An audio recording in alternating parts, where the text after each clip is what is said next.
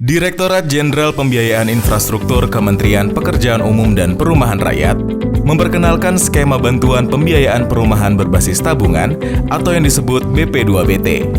BP2BT merupakan bantuan pemerintah bagi masyarakat berpenghasilan rendah atau MBR untuk memperoleh hunian yang layak dan terjangkau melalui kredit pembiayaan bank pelaksana. MBR yang sudah menabung minimal 2 juta rupiah berkesempatan mendapat bantuan dana sampai dengan 40 juta rupiah. Bantuan ini dapat digunakan sebagai tambahan uang muka untuk pembelian rumah atau sebagian biaya pembangunan rumah pertama secara swadaya. BP2BT terdiri dari 3 komponen, yaitu pertama, dana masyarakat, kedua, dana BP2BT, dan ketiga, kredit pemilikan rumah melalui perbankan. Dana masyarakat minimal sebesar 5% dari harga jual rumah atau rencana anggaran biaya pembangunan rumah. Sebagian dana masyarakat tersebut berasal dari tabungan dengan saldo minimal sebesar 2 hingga 5 juta rupiah. Jumlah bantuan yang diterima oleh MBR dalam program BP2BT ditentukan dengan nilai indeks sebesar 45% dari harga beli rumah dengan catatan nilai besaran bantuan maksimal 40 juta rupiah. Kredit kepemilikan rumah atau KPR bank pelaksana lebih besar atau sama dengan 50% dari pokok pinjaman. Target BP2BT tahun 2019 sebesar 14.000 unit dan tahun 2020 sebesar 38.500 unit. Kelompok sasaran merupakan MBR perorangan yang berstatus tidak kawin atau pasangan suami istri dengan batasan penghasilan tertentu dengan status pekerjaan sebagai pekerja formal atau informal. Persyaratan yang harus dipenuhi oleh pemohon adalah kartu tanda penduduk, akta nikah bagi yang berstatus suami istri, mempunyai penghasilan tabungan minimal 6 bulan dengan saldo minimal antara 2-5 juta rupiah, nomor pokok wajib pajak, SPT pajak penghasilan, belum pernah mendapatkan bantuan perumahan dari pemerintah pusat, tidak memiliki rumah untuk pemilikan rumah, dan memiliki lahan atau rumah satu-satunya yang rusak total untuk pembangunan rumah swadaya. Zonasi wilayah BP2BT terdiri dari zona 1 meliputi wilayah Sumatera, Jawa selain Jabodetabek, dan Sulawesi. Zona 2 meliputi Kalimantan, Bali, Nusa Tenggara, dan Maluku. Zona 3 meliputi wilayah Papua. Batasan penghasilan berdasarkan tipe rumah yaitu zona 1, 6 juta untuk rumah tapak dan swadaya, 7 juta untuk rumah susun. Zona 2, 6 juta untuk rumah tapak dan swadaya, 7,5 juta untuk rumah susun.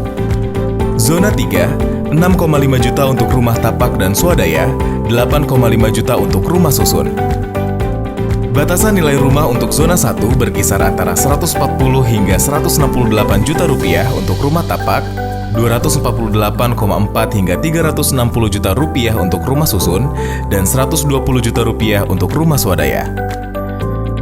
Zona 2 berkisar antara 153 hingga 168 juta rupiah untuk rumah tapak, 273,6 hingga 356,4 juta rupiah untuk rumah susun, dan 120 juta rupiah untuk rumah swadaya. Zona 3 berkisar antara 212 hingga 219 juta rupiah untuk rumah tapak, 385,2 hingga 565,2 juta rupiah untuk rumah susun, dan 155 juta rupiah untuk rumah swadaya. Jumlah bantuan yang diterima oleh MBR dalam program BP2BT ditentukan berdasarkan nilai indeks tertentu terhadap harga jual rumah atau besaran RAB dan tidak boleh melebihi batasan maksimal dana BP2BT untuk setiap kelompok penghasilan. Masyarakat yang berpenghasilan lebih rendah akan memperoleh bantuan dana yang lebih besar. Semakin tinggi penghasilan, maka saldo tabungan minimum yang harus disiapkan oleh masyarakat semakin besar. Namun bantuan maksimal yang berhak diterima semakin kecil. Tipe rumah yang layak difasilitasi oleh BP2BT terdiri dari rumah baru yang dibangun oleh pengembang baik tapak maupun susun dengan luas lantai 21-36 meter persegi dan harus memenuhi persyaratan teknis keselamatan, keamanan, keandalan, dan kenyamanan yang dibuktikan dengan sertifikat layak fungsi. Rumah baru yang dibangun secara swadaya dengan luas lantai 36-48 meter persegi di atas tanah seluas maksimal 200 meter persegi. Pembangunan rumah baru dapat dilakukan di atas kafling tanah matang atau pengganti rumah rusak total. Rumah swadaya juga harus memenuhi persyaratan administrasi dan teknis sesuai dengan ketentuan yang berlaku. Secara garis besar, penyaluran dana BP2BT diawali dengan penetapan penerima manfaat dan dilanjutkan dengan pencairan bantuan. Alur proses penetapan penerima manfaat BP2BT dalam rangka pemilikan rumah maupun pembangunan rumah swadaya terdiri dari penyiapan tabungan dan persyaratan oleh pemohon, pengajuan permohonan BP2BT kepada bank pelaksana, verifikasi kelayakan pemohon dan perhitungan besaran bantuan oleh bank pelaksana. Pengujian usulan bantuan termasuk pengecekan fisik oleh Satker dan penetapan penerima manfaat oleh Satker.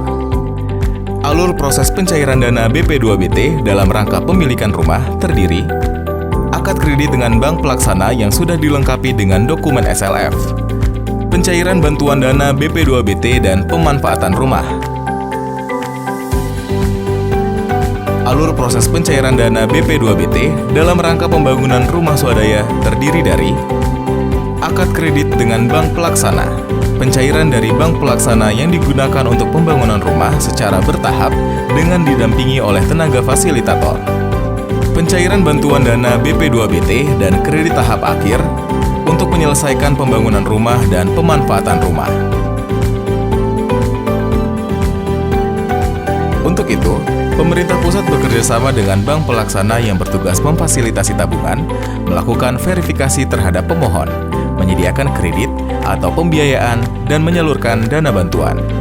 Bank yang sudah bekerja sama dalam penyaluran dana BP2BT terdiri dari Bank BTN, Bank BJB, Bank Artagraha, Bank BRI, Bank Jateng, Bank Jatim, dan BTN Syariah. Pemerintah juga berkoordinasi dengan pemerintah daerah dan Pokja PKP dalam penyediaan TFL, penyiapan masyarakat, dan memfasilitasi perizinan. Masyarakat yang ingin mengikuti program perlu menyiapkan tabungan dan kelengkapan persyaratan lainnya. Pengembang berperan membangun rumah sesuai ketentuan yang berlaku. Ayo menabung untuk memiliki rumah.